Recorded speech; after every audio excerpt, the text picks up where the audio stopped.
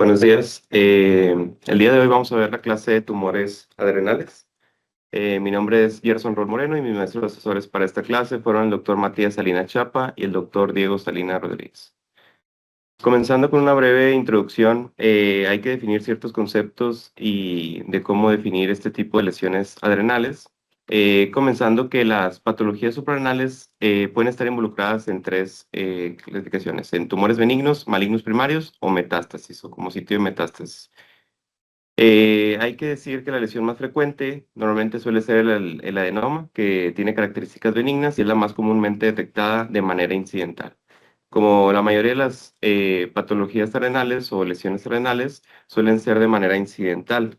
El concepto de incidentaloma, pues lo podemos definir como cualquier lesión detectada en un estudio de imagen que no fue por ese motivo. Es decir, un paciente que se realiza un ataque de abdomen simple por un motivo de urolitiasis y se detecta de manera incidental eh, un tumor suprarrenal, se puede considerar como un incidentaloma. Y pues como regla, este debe cumplir que debe ser arriba de 1 centímetro.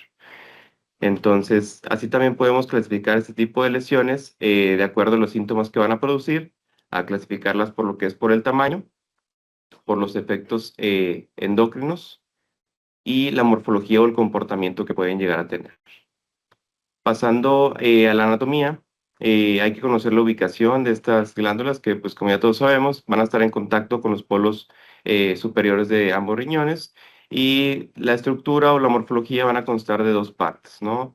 La corteza externa y la médula interna. La corteza externa se va a encargar de producir lo que son ciertas hormonas como la aldosterona, el cortisol, los andrógenos, y la médula la secreción de catecolaminas. Esto es importante ya que de las lesiones que vamos a ir explicando, algunas van a ser funcionantes, van a ser la minoría, pero hay que conocer, de acuerdo a la hormona que producen o el metabolismo que va a tener de manera funcional, hay que ver de cuál es el origen de este, ¿no? También se dice que tienen cierta forma visualizada por los estudios de imagen, en el cual se describe que la glándula suprarrenal derecha va a tener una forma piramidal y la izquierda una forma de semiluna. Este puede ser variable en cada paciente. Y y pues nada, entonces, comenzando ya con el abordaje de los incidentalomas, como ya había mencionado, hay que definir que un incidentaloma va a ser una masa incidental mayor a 1 centímetro, detectada en un estudio de imagen que no fue para el estudio de esta misma, ¿no? Y hay que clasificarlas en tres: en las típicamente benignas, en los indeterminados y los indeterminados de gran tamaño, ¿no? Normalmente los incidentalomas de características benignas vamos a clasificar el adenoma rico en lípidos, el mielolipoma, el quiste y calcificaciones benignas, ¿no? Los indeterminados, que van a estar en un tamaño de 1 a 4 centímetros con una densidad en unidades Hounsfield mayor a 10 unidades Hounsfield, vamos a tener también lo que es el adenoma pobre en lípidos y lo que son el feocromocitoma, carcinoma adrenal y la metástasis. Ya respecto a los indeterminados, mayor a 4 centímetros, en pacientes que se detecten este tipo de lesiones sin un historial de algún antecedente neoplásico, hay que considerar interconsultarlo por el riesgo que tiene de malignidad por el tamaño, ¿no? Y también en los que tienen antecedente de algún cáncer, pues lo que hay que hacer es realizar lo que es el estudio de esta lesión. Ahorita, como quiera, vamos a hablar un poquito más del seguimiento, de acuerdo a la densidad que pueden tener en los estudios simples y contrastados, así como también el tamaño. Empezando primeramente con un caso de este estudio de imagen. No sé si alguien pueda ayudarme a describirlo y ver qué hallazgo observa.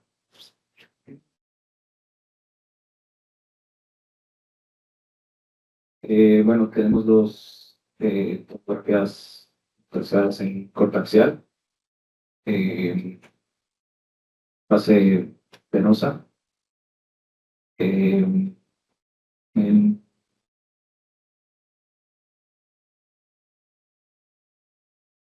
bueno, a nivel de suprarrenal izquierda, veo una lesión de contornos regulares, homogénea, bien definida. eh, habría que, bueno, yo ahí checaría principalmente las unidades Hounsfield Ok. para caracterizarlo. Anatómicamente, ¿cómo se dividiría la glándula adrenal? ¿Cómo se divide más o menos anatómicamente? Digamos, porque para que no digamos nada más en la glándula suprarrenal izquierda, usualmente tiene un brazo medial, un brazo lateral y un cuerpo, ¿verdad? Ese cuerpo y esos brazos mediales y laterales deberían de tener por ciertas medidas, ciertas características, pero igual y para ser un poquito más específicos, podríamos decir como en el brazo medial de la glándula suprarrenal izquierda. En el brazo símbolo. Y bueno, checar las unidades Hounsfield, ¿y qué te dirían las unidades Hounsfield? ¿Qué esperarías? O Pues por el contorno, por la densidad, yo esperaría menos de 10 unidades Hounsfield. eh, ok, tal vez como Sí. por como se ve, pues sí, 10 unidades Hounsfield. Pero ese menor de 10 unidades Hounsfield, ¿qué te indicaría? Un incidentaloma benigno. Ok, digamos que el incidentaloma lo estamos viendo, Sí. ¿verdad? Pero si ya tenemos menos de 10 unidades Hounsfield, ¿eso dirías que es? Una de no. Una de no. Pero aquí el detalle es que estamos viendo un estudio contrastado, ¿verdad? Y esa regla de 10 unidades Hounsfield, por debajo de 10 unidades Hounsfield, es exclusiva del Simple, sí. ¿verdad? Entonces, usualmente lo que hacemos en el abordaje de estas lesiones adrenales es hacerle un washout. ¿Cuál es la característica de un adenoma? Su comportamiento con el contraste. Bueno, tiene un deslavor. Sí, tiene un lavado rápido, ¿verdad? Entonces, por eso le hacemos la fase tardía X, ¿verdad? Por eso, del lado izquierdo tenemos la X, la venosa, ¿verdad? Y del lado derecho, pues, son la X. Y así podríamos determinar más o menos si tiene un lavado rápido o, ¿verdad? ¿Qué dirías que es un lavado rápido? Más o menos. O alguien que le pueda ayudar, ¿verdad? Bueno, no lo entiendo aún muy bien, pero Ok. lo refieren como un deslavor rápido más de 60%. En absoluto. Absoluto, y relativo Y más también de puede ser, 46. en este caso sería relativo, que no tenemos sí. Cuando ya tenemos simple, podríamos hacer el absoluto. Y lo característico es que tenga un lavado rápido, más de 60% absoluto y más del 40% en el relativo.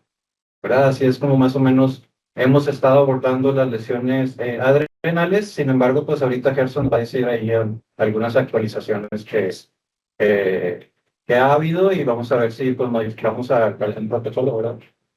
Ujú. Muy bien, gracias Padilla. Pues sí, aquí es una lesión adrenal en el brazo medial de la glándula suprarrenal izquierda, en el cual aquí pues lo importante es destacar eso, ¿no? De cómo se mide la densidad. Hay que pues tener en cuenta que esta es una fase venosa y una fase tardía. En la fase venosa nos da unas unidades Hounsfield de lo que es 31 unidades y en la fase tardía de 3 unidades. Entonces, haciendo la fórmula del lavado relativo, en este caso, porque no tenemos la fase simple, pues nos da un lavado de un 89%. Entonces dijimos que si es arriba de un 40, pues puede ser sugestivo o compatible con un adenoma, ¿no? Por sus características de lavado. Pero pues hay que tener en cuenta también que hay ciertos errores que pueden llegar a pasar, ya que hay lesiones malignas que pueden también llegar a tener este lavado rápido, ¿no? Entonces, es por eso que ahorita vamos a hablar un poquito más del uso de la tomografía simple para la detección y seguimiento de lesiones. Entonces, ya comenzando con lo que es el adenoma, pues hay que definir lo que es el tumor suprarrenal benigno más frecuente. La prevalencia va a ir hasta un casi 9% y este va aumentando con la edad. La mayoría van a ser no funcionantes y el tamaño que van a abarcar va a ser de 1 a 2,5, pueden ser de mayor tamaño. Y la composición, normalmente esos son hasta un 70% de composición lípida y van a tener una densidad menor a 10 unidades. Estos van a ser los adenomas ricos en lípidos. Hablando ya por estudios de imagen, el ultrasonido no va a ser como que el estudio de primera elección para la detección de estas unidades, de estas lesiones, pero cuando podemos observarlos son en lesiones ahí de un moderado tamaño y las cuales suelen tener una morfología redondeada o ovalada, como estos tres ejemplos, en las cuales vemos aquí que en el polo superior del riñón derecho, igual aquí y aquí al lado izquierdo, tienen un componente similar, ¿no? Suelen ser hipoecoicas. Normalmente tiene una ecogenicidad a veces mixta o ligeramente heterogénea. Y pues estas elaboración con Doppler color no suelen tener un flujo aumentado, ¿no? Ya que pues el componente mayor aquí es grasa. Pasando a cómo lo podemos ver por tomografía, aquí tenemos un estudio tomografía en reconstrucción coronal, en la cual en la topografía de las glándulas suprarrenales de ambos lados vemos que hay lesiones homogéneas, bien definidas, aquí del lado derecho y esta del lado izquierdo, las cuales podemos clasificarla midiendo su densidad en ricos en lípidos con menor a 10 unidades Hounsfield y pobre en lípidos cuando tienen una densidad mayor, entre 20 a 25, a veces pueden abarcar hasta un 30, hasta 30 unidades Hounsfield. Entonces, este estudio se hizo en un, en un paciente de 62 años que fueron este tipo de lesiones que se detectaron de forma incidental y aquí no vienen las medidas con el ROI de las unidades, pero estos mostraron, ambas lesiones mostraron lavado relativo de un mayor a un 50%, los cuales pueden ser pues compatibles con un adenoma, pero pues hay que tener asegurar que no tenga algún antecedente de cáncer o alguna otra enfermedad de base para descartar algún otro tipo de lesión. Pasando a los adenomas pobres en lípidos, son los que van a tener una densidad un poco mayor. Esto específicamente en TAC simple, ¿no? TAC de abdomen simple sin contraste, y los cuales estos van a requerir estudios ya sea de lavado o resonancia para una mejor caracterización, en específico de resonancia. Eh,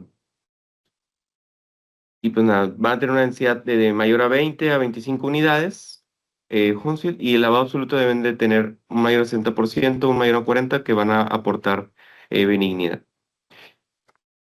Pasando a cómo veríamos un adenoma por resonancia magnética, aquí tenemos dos ejemplos de cómo vemos un T1 en fase y un T1 en fuera de fase, en el cual vemos unas lesiones aquí a nivel de la glándula suprarrenal izquierda, de un aspecto redondeado, de bordes bien definidos, en la cual en el T1 en fase podemos verlo que hay, vamos a mencionar lo que puede ser como de predominio hipointensa en relación con las estructuras adyacentes. Y en el fuera de fase vemos que todavía persiste un poco la hipointensidad o se vuelve un poquito más intenso respecto, por ejemplo, al hígado o al vaso. Y hay una zona que se va a ver más hipointensa con una caída de su señal, la cual esta va a representarnos lo que es la grasa microscópica. Entonces, este va a ser el diagnóstico clave que vamos a poder ver por resonancia, ya que, como viene aquí escrito, una pérdida de señal en fuera de fase va a ser el diagnóstico para decir que esta lesión es un adenoma. Pasando al ejercicio de los criterios de lavado por tomografía, que era lo que comentaba ahorita nuestro compañero Daniel, eh, es que lo normal o lo ideal es que hay que tener tres fases de un estudio de abdomen, ¿no? Cuando detectamos este tipo de lesiones, lo ideal es que se haga una fase simple, una fase arterial venosa si lo requiere, en este caso utilizar lo que es la fase venosa y la fase tardía a los 15 minutos de preferencia. Para así con esto hacer una medición con unidades Confil de esta lesión. Por ejemplo, aquí vemos una lesión en la glándula suprarrenal derecha, en la cual en la fase simple tenemos que es tiene unas unidades de 24 unidades Confil, en la cual podemos definir que puede ser un adenoma pobre en lípidos, pero también está un poco indeterminado ya que tenemos que caracterizarlo un poquito mejor con lo de lavada. Entonces, por eso utilizamos también la fase venosa y la fase tardía. Entonces, aquí en la fase venosa aumenta su densidad hasta 88 unidades Hounsfield y en la fase tardía va a disminuir a 49 unidades Hounsfield con respecto a la fase venosa.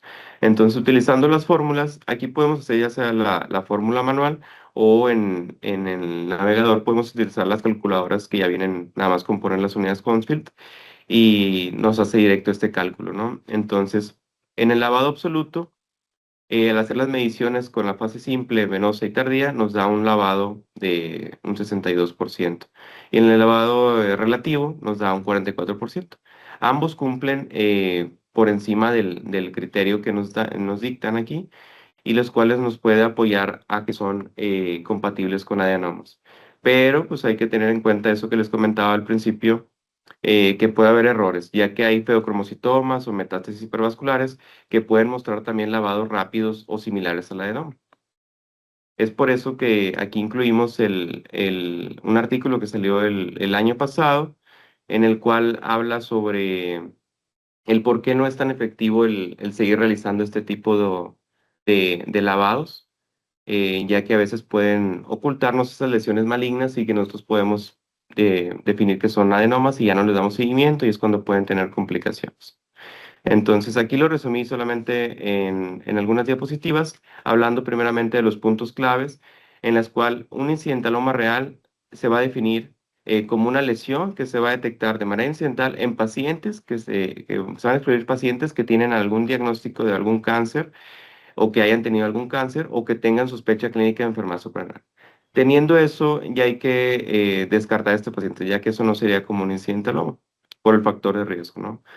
También se definió otro concepto en el fallo del TAC de lavado, en el cual no se demostró una eficacia en la población real de incidentalomas debido a que el cáncer es extremadamente raro.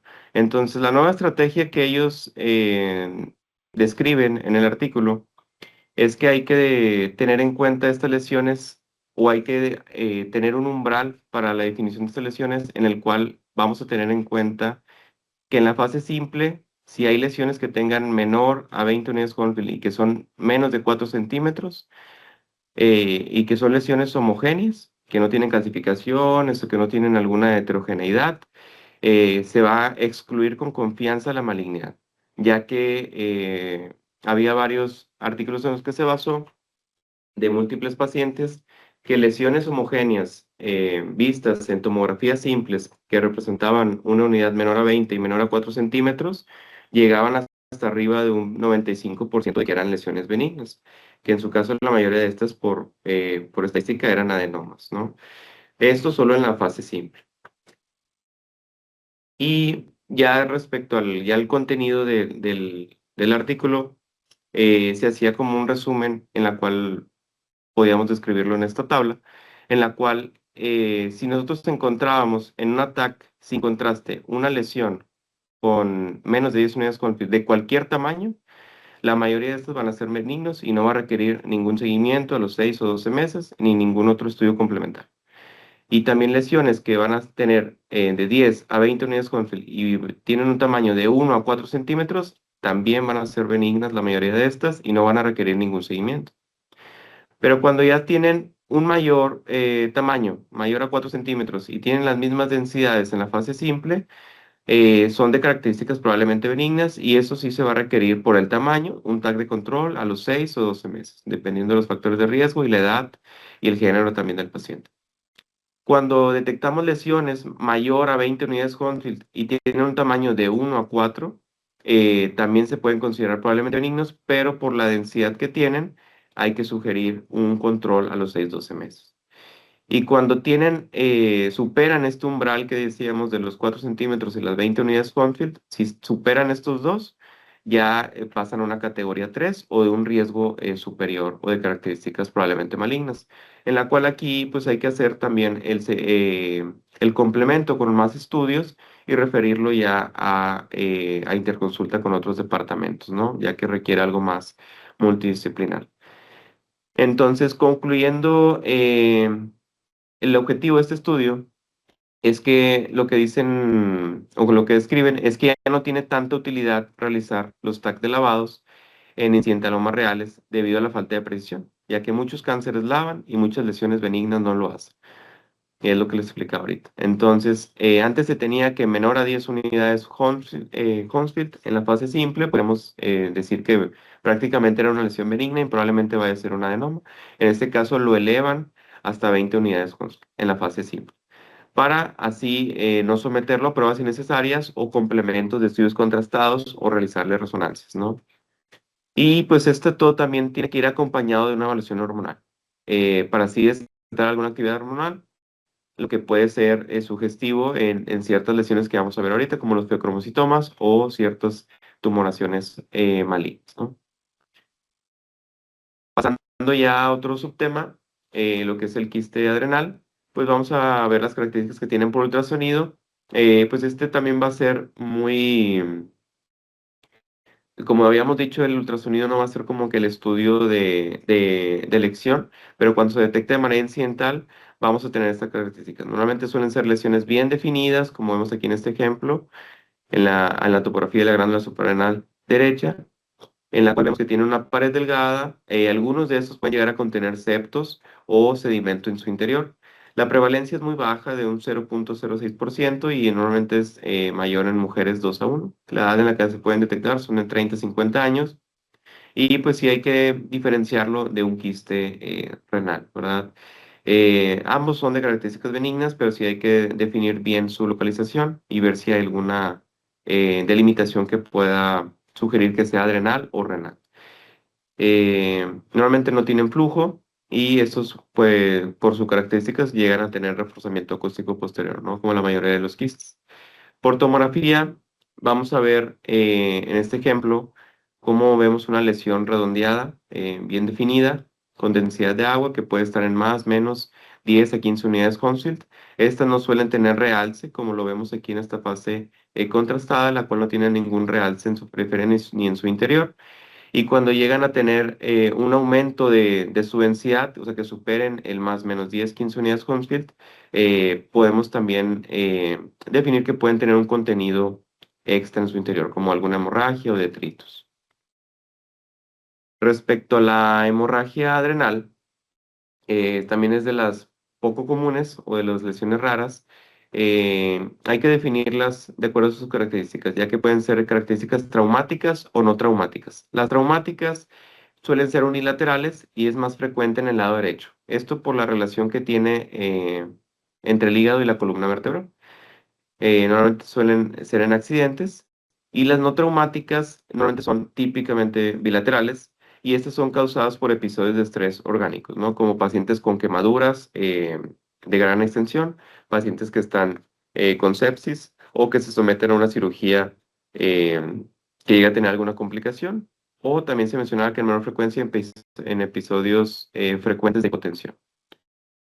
Así también en coagulopatías, en pacientes con anticoagulantes o que tengan una masa subyacente a este, ¿no? Que pueden provocar una hemorragia adrenal.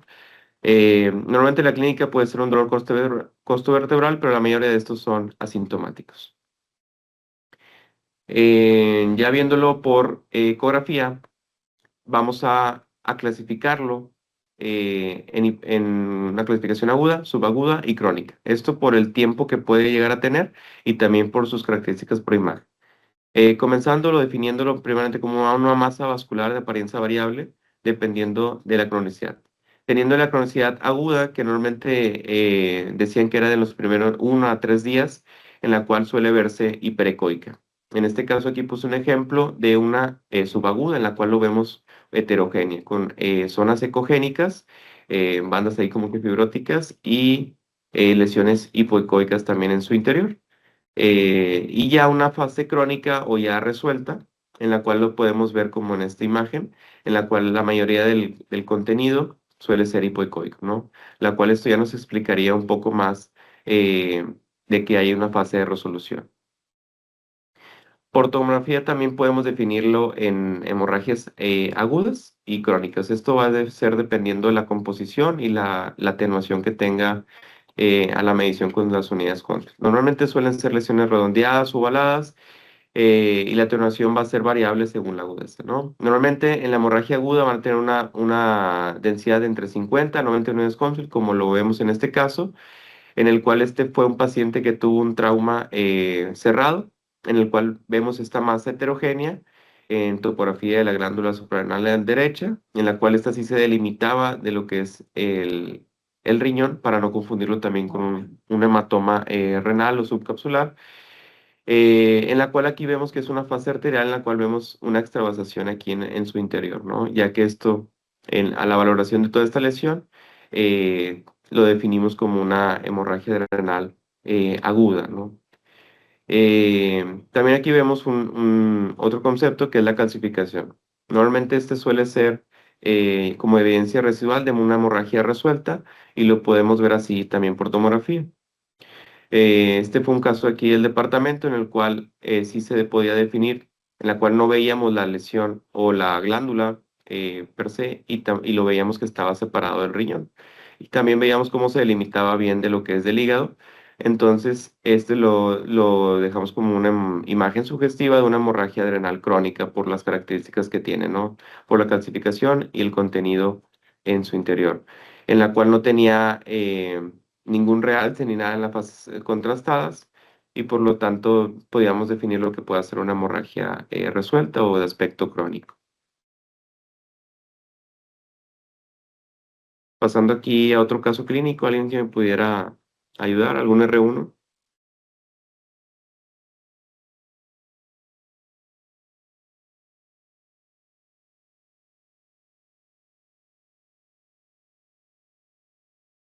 Pero en la primera imagen del lado izquierdo estamos en una tomografía corte axial simple.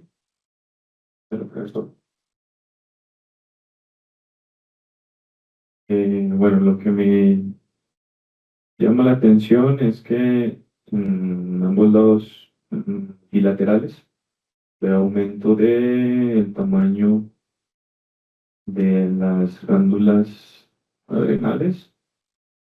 Mm, Y en el corte sagital, este, perdón, el corte coronal, también veo pues el aumento del tamaño. Yo diría de que, pues siendo bilateral, el aumento del tamaño, una hiperplasia. Ok, la verdad es que, pues en realidad, la del lado izquierdo sí se ve como una hiperplasia, ¿verdad? De hecho, la característica de la hiperplasia es que guarda la morfología de la glándula adrenal, ¿verdad? El brazo medial lateral, el cuerpo. Lo único es que sí cumple con un grosor aumentado, ¿verdad? El brazo tiene que ser más de 5, el cuerpo más de 10, ¿verdad? Y ese, bueno, ese no es la apariencia habitual de una glándula adrenal, está extremadamente aumentada de tamaño. Pero en la glándula adrenal derecha, pues sí que se ve una lesión, ¿verdad? Entonces, según lo que dijo Gerson, si yo ¿cuál es el límite de una, en cuanto a la medida de una lesión para categorizarla como indeterminada o benigna? Sería de 4 centímetros. Muy bien, 4 centímetros, ¿verdad? Ahí podríamos usar de referencia tal vez el cuerpo vertebral, pues actualmente el cuerpo vertebral mide como unos 3 centímetros. Entonces, así como se va desplazando la imagen, ¿verdad? Yo creo, pues estimamos, ¿verdad? Que mide más de 4 centímetros, ¿verdad? Y en cuanto a la densidad, ¿qué dirías como límite superior como para considerarlo indeterminado o benigno, según lo que revisamos? La densidad debe ser de 10 unidades Hounsfield, Bueno, según la actualización más reciente, de 20. ¿verdad? Menos de 20, ¿verdad? Lo ideal es que en un simple tengamos menos de 20 y menos de 4 centímetros para categorizarlo como algo benigno, ¿verdad? Aquí, bueno, ahí creo que las densidades habían salido como en 38, ¿no? 38 unidades Hounsfield y Más de medio de 4 4 centímetros, centímetros. entonces, pues es una lesión indeterminada, ¿verdad? Y la glándula adrenal izquierda, pues sí tiene la morfología de una hipertensión, ¿verdad? Me parece que es el siguiente subtema, ¿verdad? Bien. Muy bien, gracias. Pasando ya a lo que es la hiperplasia adrenal, pues brevemente hay que definirlo como, o como es su concepto, el que es un agrandamiento bilateral de las glándulas suprarrenales, que en las cuales puede haber hiperfunción de estas o no. La mayoría de estas no van a ser funcionantes y una minoría va a presentar alguna disfunción suprarrenal, clínica o subclínica. Como ya ahorita comentamos, para definir cuándo es una hiperplasia es que ya sea uno o ambos de sus brazos tenga un grosor mayor a 5 milímetros y que su cuerpo sea mayor a 1 centímetro, de uno o mayor a este. Entre las variantes que puede haber es que puede ser una variante nodular, una micronodular o macronodular.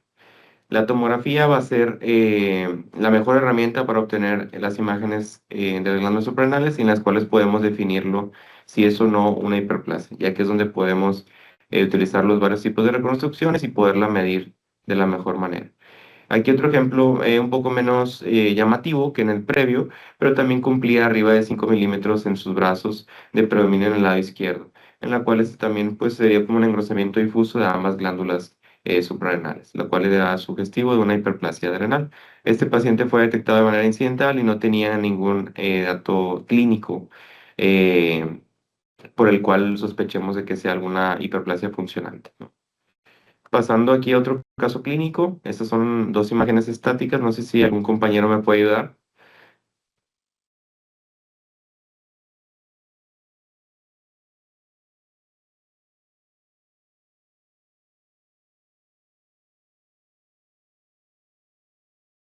La primera que vemos está en fase arterial y aquí podemos en el lado derecho una masa que está en la rama superior y que se ve pues heterogénea de predominio hipodenso. En la fase se ven iguales en la fase venosa y en la fase arterial, entonces nuestra está agarrando compuesto nuestra hiperfosfato. Ok. ¿Qué lesiones tienen esas características? Dijiste que se ve hipodensa quinogénica, Como la grasa. como la grasa. ¿No? ¿Qué lesiones conoces que tengan así mucho contenido graso macroscópico? Pues puede ser como crisis contaminador, eso puede ser un mielolipoma. Bien, de acuerdo. Muy bien. Pues sí, ese también se dejó como una masa renal indeterminada que por la atenuación que tenía era sugestivo de un mielolipoma adrenal. Y pues aquí vemos cómo depende de lo que es de la glándula suprarrenal. Y ya pasando a la descripción de este subtema, pues normalmente este es un tumor benigno adiposo mielopoyético, el cual también tiene una prevalencia muy baja, en la cual este normalmente suele ser unilateral y va a tener un componente adiposo y células mielopoyéticas.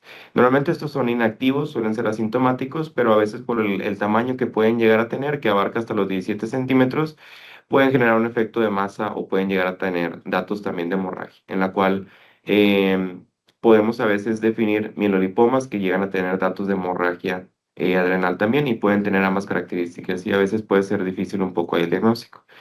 Pero por ultrasonido, que como ya mencionamos, normalmente no es el estudio ideal para la valoración de este tipo de lesiones, pero cuando son de gran tamaño podemos ver como lesiones ocupativas en esta región. Por ejemplo, aquí en esta imagen de ultrasonido vemos cómo es una lesión ahí homogénea que se ve hiperecoica y que normalmente a veces suele ser eh, más hiperecoica en comparación que el hígado o el riñón, ¿no? En las cuales no suelen ser a veces muy definidas debido a que el componente graso a veces puede dar muchas zonas ecogénicas que a veces pueden provocar una especie como de artefacto, como lo que a veces ocasiona el gas intestinal. Entonces, por eso no es muy útil utilizar el ultrasonido, pero se puede detectar de manera incidental, como la mayoría de estas, y después ya hacer un estudio para una mejor valoración, como la tomografía, ¿no? Y ya viéndolo por tomografía, aquí en esta primera imagen, una reconstrucción coronal de un estudio en fase arterial, vemos como en el polo superior del riñón derecho, vemos como hay una masa pues bien definida de bordes regulares, en la cual tiene un contenido tanto de tejidos blandos como de componente graso, ¿no? Como ya vimos en el caso clínico anterior. Y también hay que describir que hasta un 24% de estos suelen tener calcificaciones, como vemos aquí en este otro ejemplo, en la topografía de la glándula suprarrenal izquierda, tenemos una masa de componente mayoritario de tejidos blandos con componente graso y con puntos ahí hiperdensos que pueden ser asociados a calcificaciones. Normalmente el rango que van a tener este tipo de lesiones van a ser de -70 a -90 unidades Cornfield y estos suelen tener una pseudocápsula, ¿no? La cual no va a tener ningún real sin engrosamiento, solo vamos a definirlo como con esta pseudocápsula, que va a ser el mismo componente del tejido del mielolipoma. Pasando a los hallazgos que podemos ver por resonancia, eh, vamos a ver que es un componente, como ya hemos dicho, de predominio graso y normalmente va a tener una señal compatible con abundante tejido adiposo. Por lo tanto, en un T1 vamos a verlo lo que es hiperintenso y en este caso un T1 con saturación grasa vamos a ver con una pérdida de su señal, la cual va a dar eh, una hipointensidad muy marcada en comparación con el T1 normal, ¿verdad? En la cual aquí vemos una imagen ovoidea que normalmente suelen ser heterogéneas por la composición tanto de tejidos blandos y grasa, en la cual aquí solo vemos que es un predominio hiperintenso, pero al ponerlo con el FATSAT vemos que hay una saturación de esta grasa y por lo tanto vamos a ver esa pérdida de señal y esto pues va a ser como que el hallazgo clave para confirmar que es un componente adiposo. Es por eso que aquí se lo recalqué en este concepto, y es así como podemos definirlos por resonancia.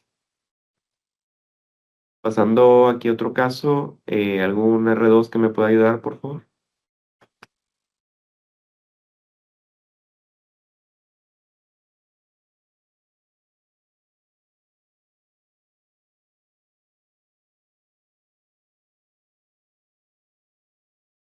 Aquí tenemos dos imágenes estáticas de tomografía en corte axial. La de la izquierda en fase arterial, la derecha en fase venosa. Y lo que me llama la atención es que en la topografía de la glándula renal derecha se identifica una lesión heterogénea eh, con realce periférico y y zonas hipoesas interior. Mm, Aquí a mí me gustaría, bueno, claramente mide más de 4 centímetros, y pues si no es realce periférico. En ese tipo de lesiones me gustaría saber un poco más de la clínica del paciente. Digo, yo pensé en un feocromocitoma y pues la mayoría de los pacientes con feocromocitoma no tienen síntomas, ¿no?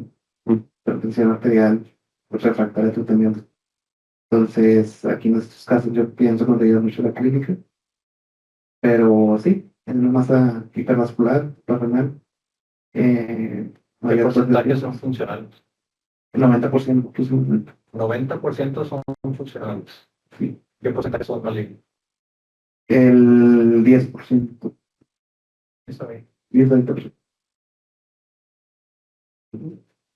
Sí, bueno, este paciente sí era un paciente con datos de cefalea, hipertensión refractaria, en la cual era un paciente relativamente joven, en la cual se hizo este estudio por este motivo, en la cual querían detectar primeramente alguna alteración de estenosis vascular o algo de las arterias renales o algo, pero se detectó esta lesión en la topografía de la glándula suprarrenal derecha, la cual es de un contenido así mixto, y que en la fase arterial vemos que es muy hipervascular, como la mayoría de los tumores neuroendocrinos que pueden estar o ser hipervascularizados, ¿no?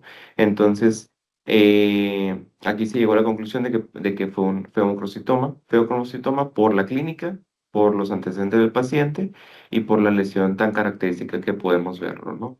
Eh, Se mencionaba que la mayoría o los más representativos son estos, ¿no? Los de gran tamaño y que tienen este gran realce en la fase contrastada y que suelen ser de componente heterogéneo. Pero también podemos ver otro tipo de lesiones más pequeñas que ahorita vamos a ver un poco más de ejemplos, ¿no? Normalmente los feocromocitomas van a ser tumores secretores de catecolaminas, van a tener una incidencia de 2 a 8 casos por millón de personas al año. Y este va a estar presente en punto 1 a punto 2 pacientes con hipertensión, ¿no? Es por eso que aquí pues hay que tener una mayor correlación con estudios de laboratorio en las cuales que hay que relacionar lo que si tiene la clínica de cefalea, hipertensión refractaria, se detecta esta lesión por tomografía o por algún otro estudio de imagen y aparte por laboratorio tiene elevado las catecolaminas o metabolitos circulantes o excretados, podemos llegar al diagnóstico o concluir que sí puede ser un feocromocitoma. Y las asociaciones que puede llegar a tener con otro tipo de enfermedades, pues suelen ser estas, ¿no? En la cual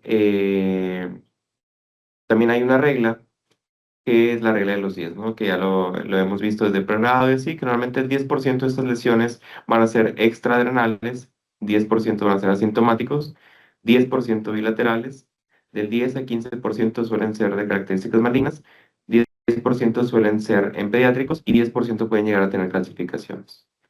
Entonces, ya no hallazgos por imagen, por ultrasonido, vamos a tener que son más que nada lesiones de aspecto sólido, pueden tener áreas de aspecto quístico o hipoecoicas en su interior que a veces pueden generar zonas quísticas o de generación quística y normalmente suelen ser bien delimitados. Estos se mencionaba que solían ser hipervasculares, pero la mayoría de las imágenes mostraban que sí tenían un flujo periférico y pueden tener así como un flujo central, ¿no?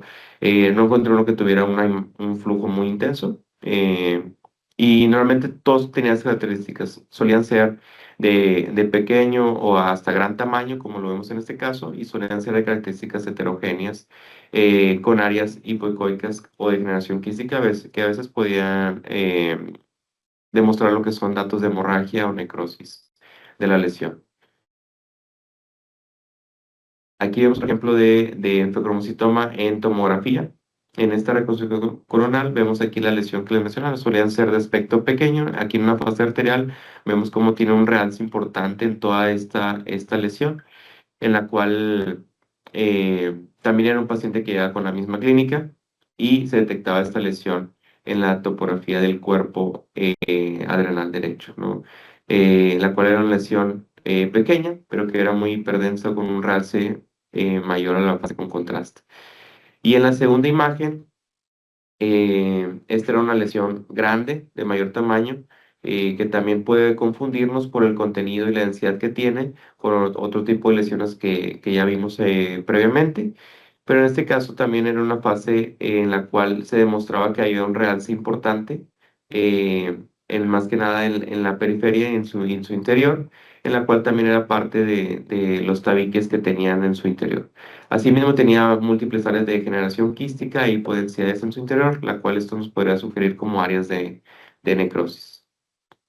Y bueno, también recordar los hallazgos asociados, 10% pueden presentar calcificaciones y sobre el lavado variable, ya que era lo que mencionábamos previamente.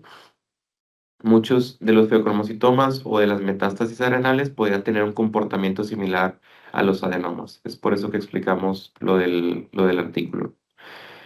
Y por resonancia, vamos a ver aquí cómo se comportan tanto en T1, en T2 y en T1 con contraste, teniendo que en el T2 podemos ver hiperintensidades y nos da el signo de la bombilla, ¿no? En el cual podemos ver que hay una intensidad en lo que es en el interior de esta lesión adrenal derecha, y el resto pues suelen ser hipointensidades que pueden ser datos de componente sólido mixto o de áreas de degeneración quística o necrosis.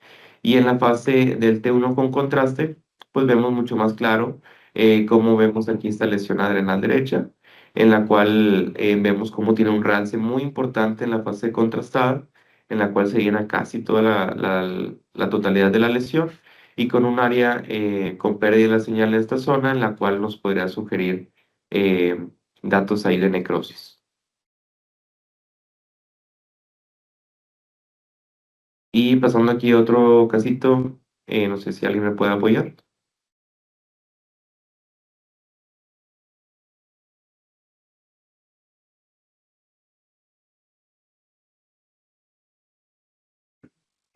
Y igual tenemos dos tomografías, la de la derecha en paso arterial, la de la izquierda, me parece que no sabemos, pero sí.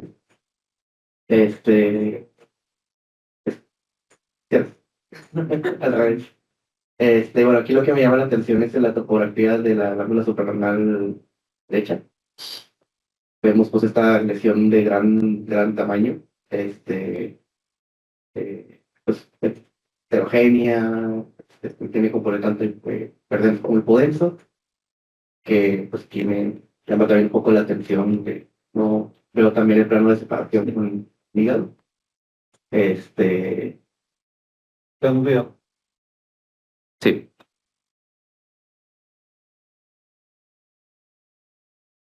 No está bien. no, solo puse el arterial por el realce. pues, claramente también que por sus características, ¿verdad? 4 centímetros claramente pues sugiere malignidad. Ok, es una neoplasia maligna. Dentro de diferenciales, ¿cuáles considerarías neoplasia malignas? Y ¿Cuáles conoces o cuáles leímos? bueno, aparte de los que mencionó Alex, los cerebrostomas, El feocromocitoma puede ser, sí, maligno. pues también puede ser un carcinoma de la corteza adrenal. Un carcinoma de la corteza adrenal, de acuerdo. Ok, ¿qué otra malignidad podría ser o podría considerar? Sí, también puede ser metástasis. Podría ser metástasis, ¿verdad? Algunos sitios primarios de metástasis. ¿Cuál? Mama.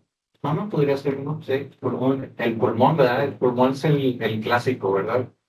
También, pues obviamente por la contigüidad del pelo, ¿verdad?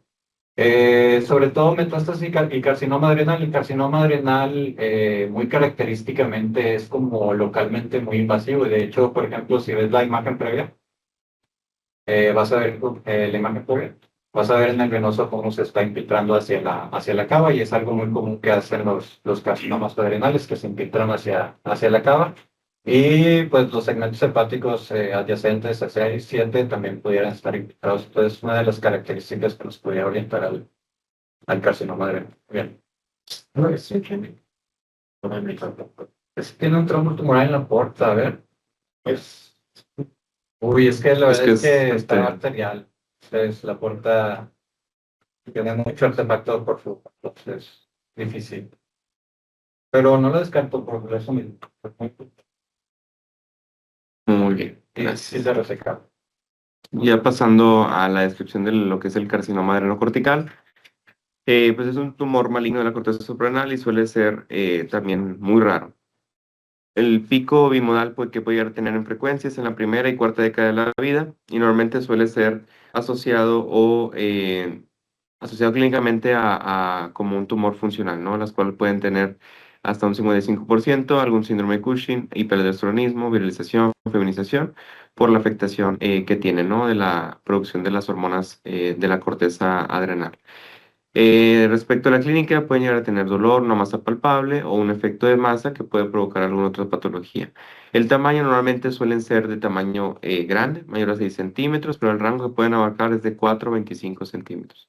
Aquí en un ejemplo de hallazgo por tomografía computarizada en una reconstrucción coronal, en una fase venosa, en la cual está con el MIP, en el cual aquí era para la valoración de lo que son la asociación que tiene, aparte de describir la imagen, que es una imagen de gran tamaño, parcialmente definida, la cual es muy heterogénea, tiene ahí un realce en la organización del contraste, y además de sus áreas de generación quística, la cual este está desplazando pues en gran medida lo que es tanto el riñón derecho hacia inferiormente, así como también va a infiltrar o invadir lo que es la vena cava inferior y como lo mencionaba ahorita el maestro, tienen una gran importancia debido a su gran característica de agresividad,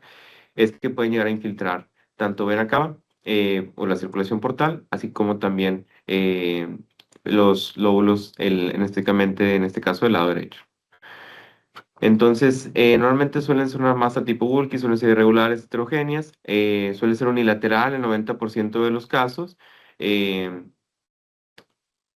Normalmente tiene una mayor invasión a órganos adyacentes o a las estructuras linfáticas.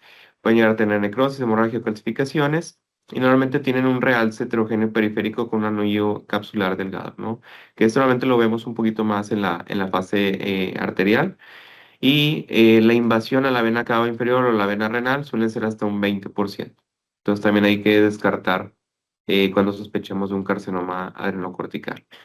En los hallazgos por resonancia, aquí vemos uno menos aparatoso en el cual estamos viendo una masa adrenal derecha en lo que es en una secuencia en T2, en la cual vemos que es una masa más regular, de bordes un poco mejor definidos, también es de contenido heterogéneo y suele ser hiperintensa o en ocasiones isointensa al hígado, ¿no?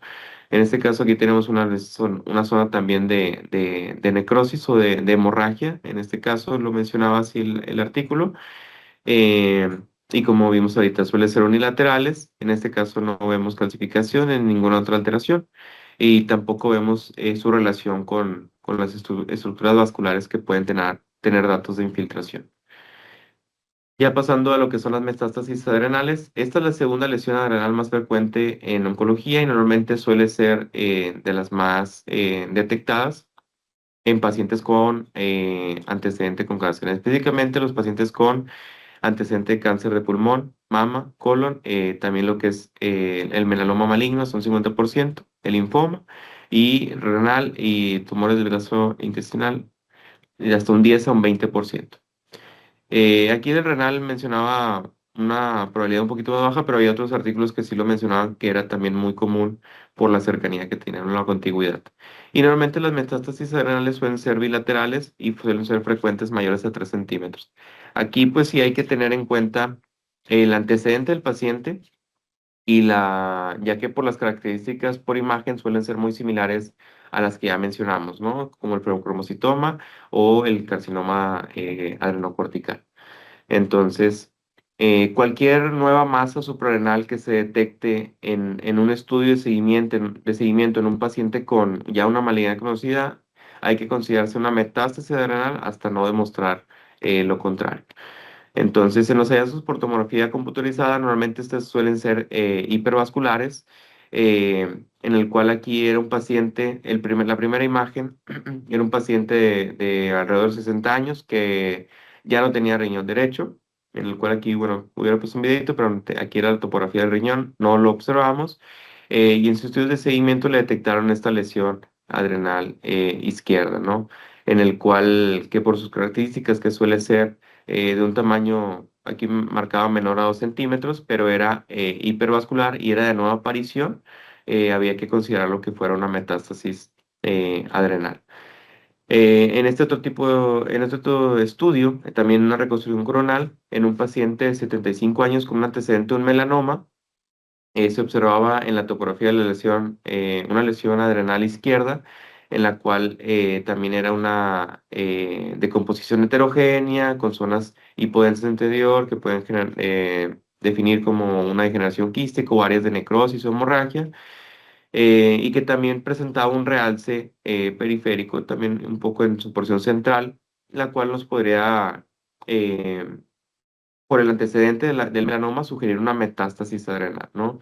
Y pues como ya hemos mencionado, aquí ya no puse la comparación de la fase simple arterial, simple venosa y tardía, ya que tenía un lavado también, en este caso era mayor al 60 y mayor al 40% en el absoluto y relativo, y lo cual era lo que mencionábamos al principio, ¿no? Que también podían tener las mismas características de un adenoma, pero pues en este caso por antecedente era una lesión metastásica.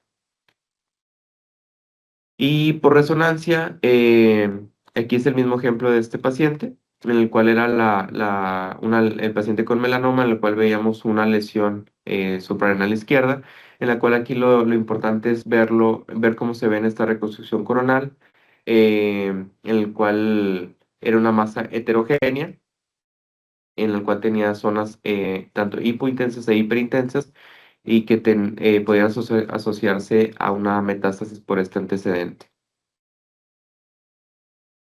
Y pasando ya a la lesión pues más rara de todas, ya que es muy poco común y hay muy pocos reportados, es el linfoma adrenal.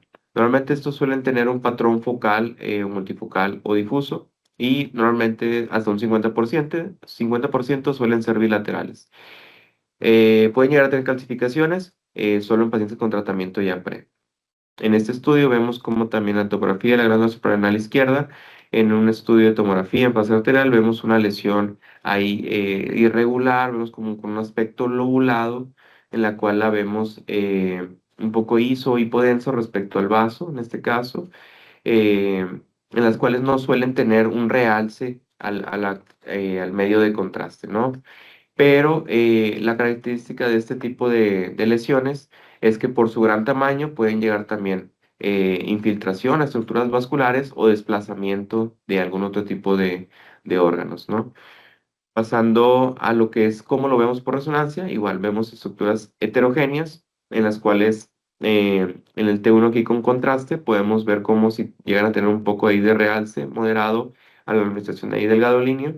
eh, y también de la invasión que les mencionaba, que del lado izquierdo, aquí no se define un poquito bien, pero este ya tenía una infiltración con el polo superior del riñón izquierdo. Entonces es como que la agresividad que pueden llegar a tener este tipo de linfomas. Eh, y pasando aquí a la otra imagen del T12, se observan las mismas imágenes en superficie ahí de la superficie renal, y que suelen ser hiperintensas en comparación con las estructuras adyacentes. Y ya por último, para hacer una recapitulación de las lesiones, vamos a ver este caso de resonancia. Simplemente ya las secuencias, ¿verdad? Porque no todos los incidentalomas los vamos a ver en tomografía, ¿verdad? Tenemos que saber evaluar los problemas. En este caso no tenía tomografía, ¿verdad? Hay que saber que... A ver, las secuencias.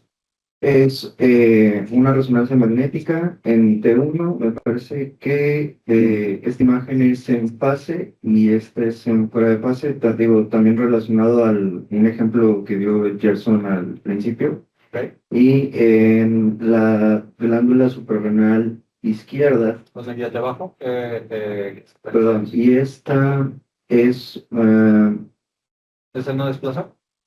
Sí, ahí está.